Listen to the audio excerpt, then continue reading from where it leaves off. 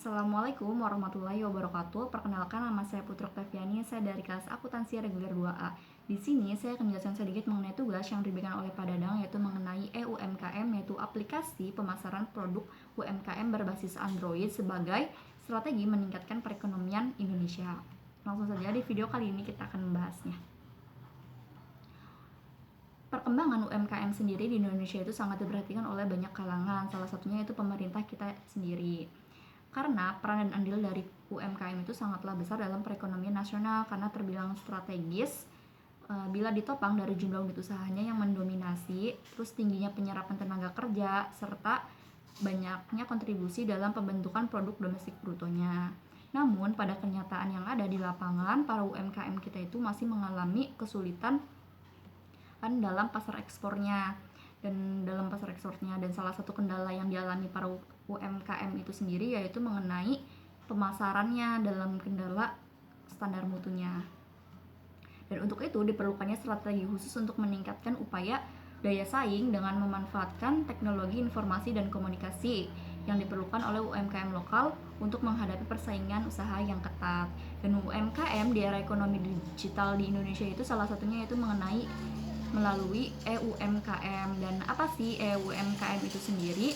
EUMKM adalah aplikasi berbasis Android yang dirancang untuk memasarkan produk UMKM Indonesia secara online dan terorganisir atau terintegrasi dengan sistem.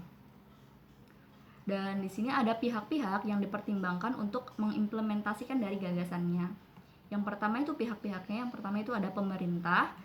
Pemerintah itu berperan sebagai pengawas pelaksana serta mengontrol jalannya pelaksanaan programnya, serta sebagai akumulasi dana yang menuntut atau yang dibutuhkan dalam berwujudnya konsep EUMKM itu sendiri.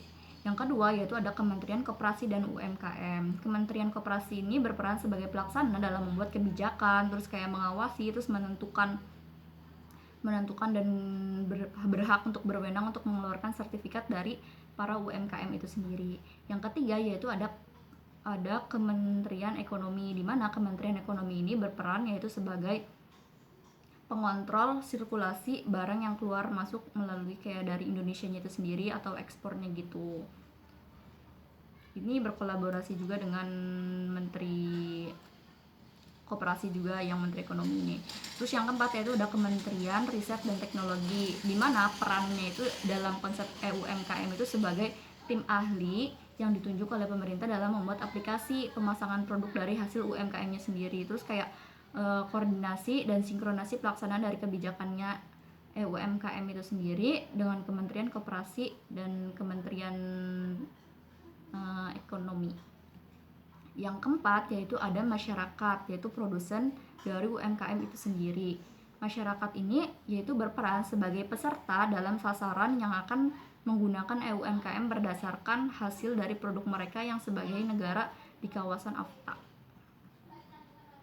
Yang keenam yaitu ada perusahaan jasa pengiriman barang, yaitu di mana perusahaan ini berperan sebagai mitra kerja dari pemerintah untuk mengantarkan barang-barang dari para UMKM tersebut kepada konsumen dengan aman.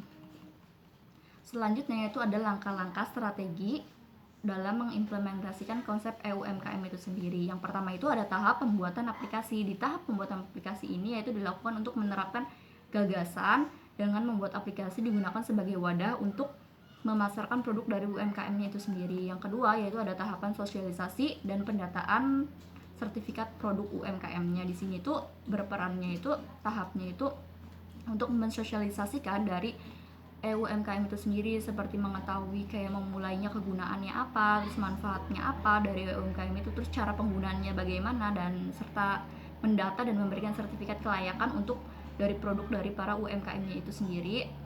Dan pada tahap pendataan itu data yang harus dilengkapi itu seperti kayak identitas dari produsennya, misalkan kayak namanya, terus tanggal lahirnya, terus alamatnya, jenis kelaminnya, dan lain-lainnya.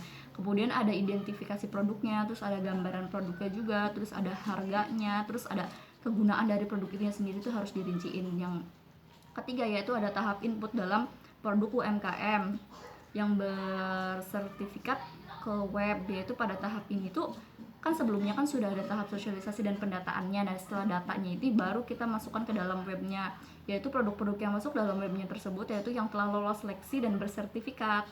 Pada tahap selanjutnya itu memasukkan dan data tentang produk tersebut ke dalam web, dimasukkan dengan jenis produk dan wilayah dari produksinya. Wilayah produksinya misalkan kayak dari Jawa Barat, Jawa Tengah, atau Jawa Timur seperti itu. Selanjutnya yaitu ada tahap pengiriman barang. Tahap pengiriman barang itu dilaksanakan sendiri oleh produsennya melalui jasa pengiriman barang yang bekerja sama dengan pemerintah. Jadi harus pengiriman barangnya bisa sesuaikan dengan produsennya itu sendiri. Ya, mungkin cukup sekian yang dapat saya sampaikan. Kurang lebihnya saya mohon maaf. Wabillahi taufik wal hidayah. Wassalamualaikum warahmatullahi wabarakatuh.